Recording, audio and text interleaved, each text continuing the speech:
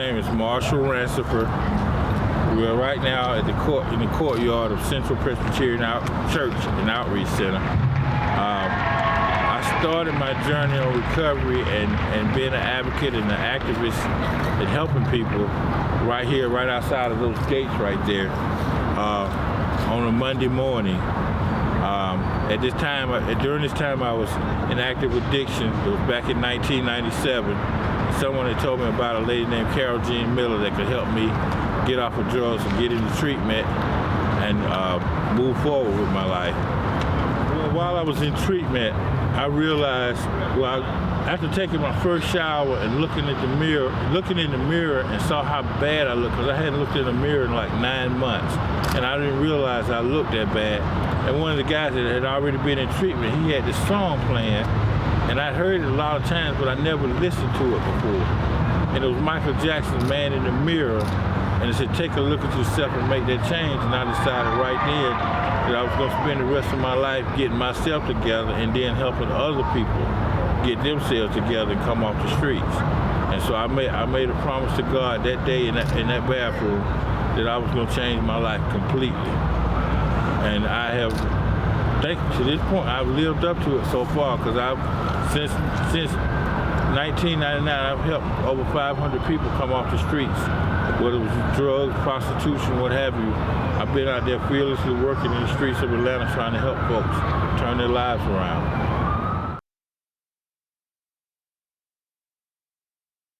Atlanta Harm Reduction, when I first met Mona Bennett, Atlanta Harm Reduction, I didn't really believe in what they were doing, because what recovery teaches is total abstinence. And the harm reduction approach is to meet folks where they at, which as I've come to find out is the best approach. Because you can't force anybody into recovery. People have to want it for themselves. But Atlanta Harm Reduction, what we do is we're Atlanta's best little healthcare secret. English Avenue, it needs Atlanta Harm Reduction, because English Avenue is one of the most blighted communities. It's the most blighted community in this city, and it's because of lack of economic development in that neighborhood, because of, it's not a very high tax base in that community, so it's not very high up on the politicians' list of things to do when it comes to improvement.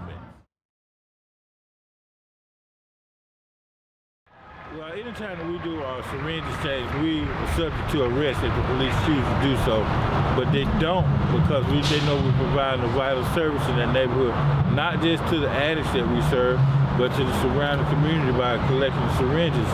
When I first came over in the English Avenue neighborhood, syringes were everywhere, all over the ground. And now that we have that program over there, you never find syringes on the ground, because we exchange clean needles for dirty needles.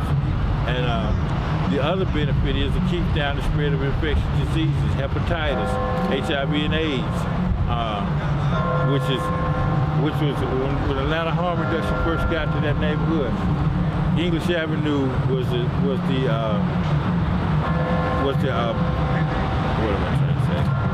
epicenter for infectious diseases here in the state. That neighborhood was #1 in the state. Now I think it's ranked #4 or #5 as far as infectious diseases for that particular zip code. I remember when it was me, and I remember how people treated me, and to whom much is given, much is required, and I was giving my life back. So it's an honor and a privilege for me to help other people get their lives back, because I know how hard it is and how tough it can be out here on these streets. Because when I was in the midst of my addiction, I was only homeless for 2 weeks. But those 2 weeks taught me a lesson that I wasn't built to live like that. Sleeping on concrete is no fun for anybody. And I love the work that I do. It's the most gratifying thing that I've ever done in my whole life. I don't make a lot of money in it, but I never expected to be rich when I started doing this work anyway. So as we stand here in between the state capitol and City Hall and my church, I can remember back in the day when I first started working here. This was my first assignment, helping people right here at this church. And I'm member of this church now, and it's a blessing. You know, it's a blessing. I mean, I've gotten the opportunity to live 2 lives in one lifetime. How many people can get to say that?